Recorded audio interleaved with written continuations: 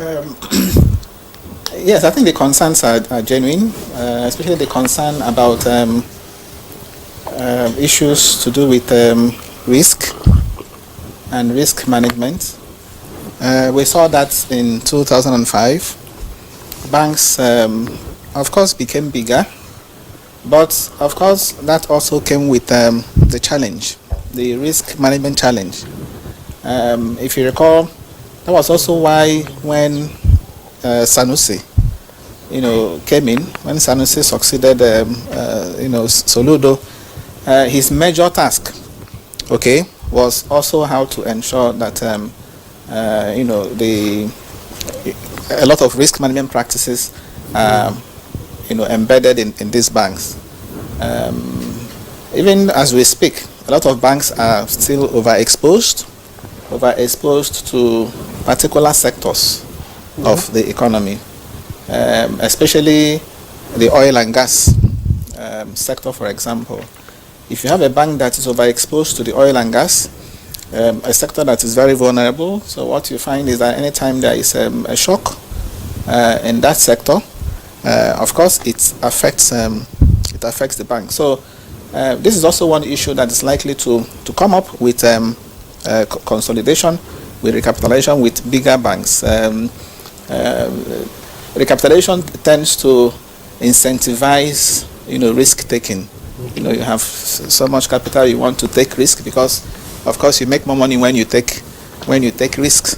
So that is why the central bank has to really be up and doing.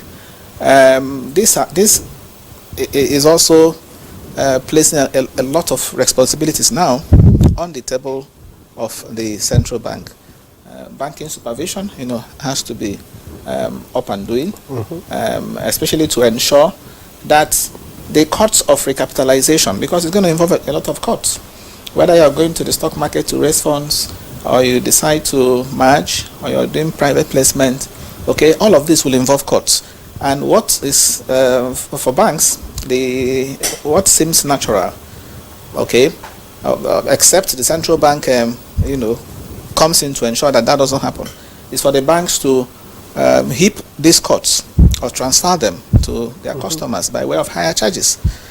So tomorrow, don't be surprised to see that charges are on the increase. Also increase. Yes, because of the costs associated with recapitalization. So it is up to the central bank to also ensure, of course, working with the Securities and Exchange Commission and other relevant stakeholders to ensure that the costs of recapitalization, are not too exorbitant, that they are, low.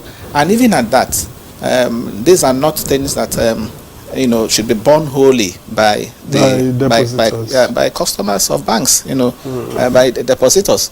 Okay. So, but as to whether the depositors have anything to fear, I don't think so.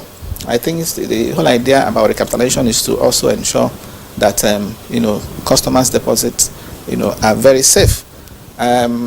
Again, talking about the issue of cost, okay, the cost to the bank, and the ability of the bank to also maybe make some returns. I would advise at this time that maybe the central bank should take a second look at this idea of cash reserve requirement.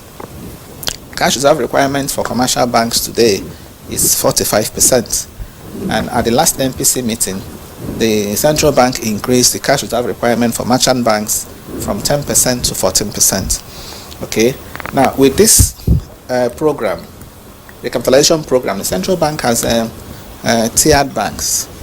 Has said we have the ones for commercial banks, ones with international authorization, ones with national authorization, and regional authorization. So that recognizes that they are not of the same size. Okay.